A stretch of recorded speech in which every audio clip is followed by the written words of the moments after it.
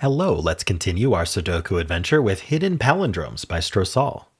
So we have normal 6x6 Sudoku rules, meaning in each row, each column, and each 2x3 box, we are placing the digits 1 to 6 exactly once each. We also have caged palindromes, so let's go over this one by one. So in these cages, we have whatever cages are these cells that are surrounded by dotted lines. The sum of the digits in the cage is in the top left. So whatever these three digits are, their sum will be 13. These three will sum to 7, etc. Now, digits can repeat in the cage if allowed by other rules. So we're allowed to put a 2 here and a 2 here. And in fact, we're about to learn that we have to.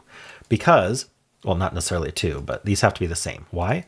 Each cage contains a hidden palindrome that runs from one end to the other.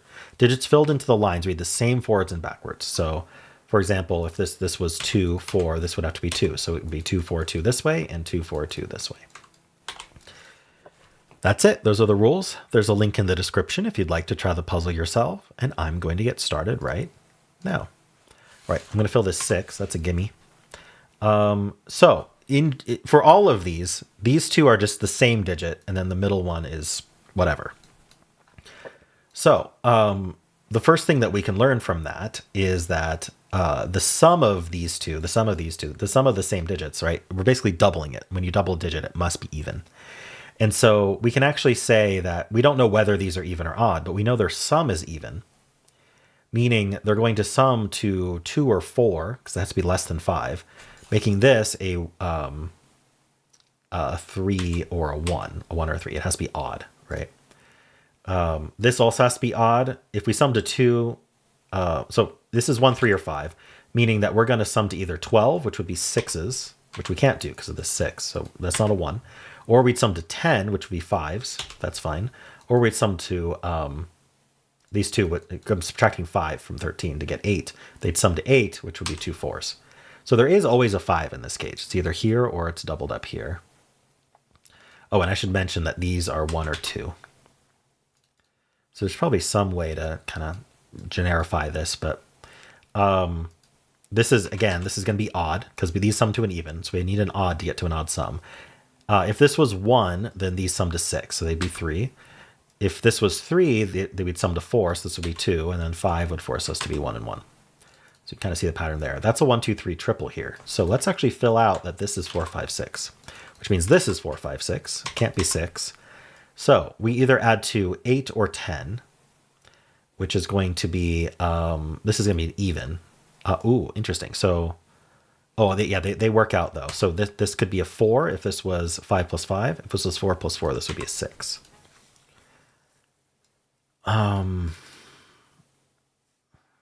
Okay, and I guess we can do the 10 as well.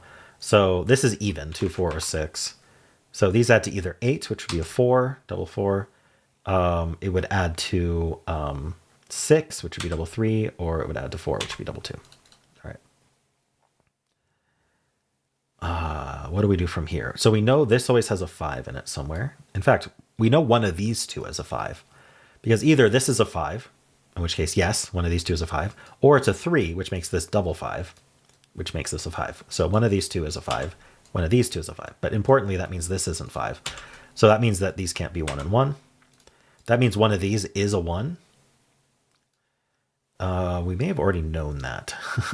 Okay. We know one of these is a 4.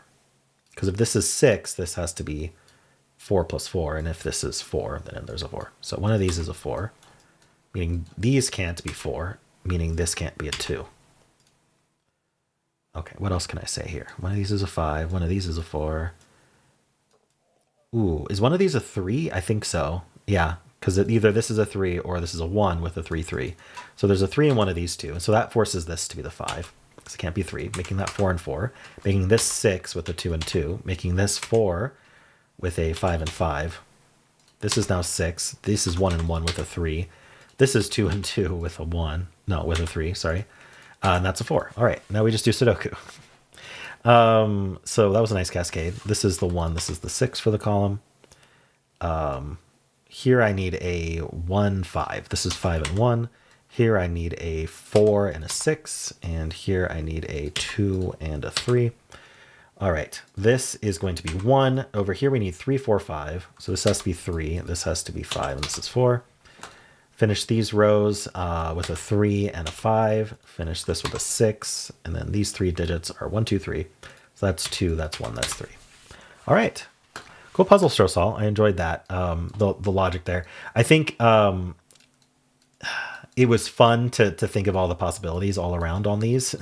But ultimately, I just had to realize the interaction between these two cages and the rest just collapsed on its own. But that was a fun collapse to do. All right, cool. Well, let me know how you did. And if you enjoyed this, why not leave a like, subscribe, and a kind comment below.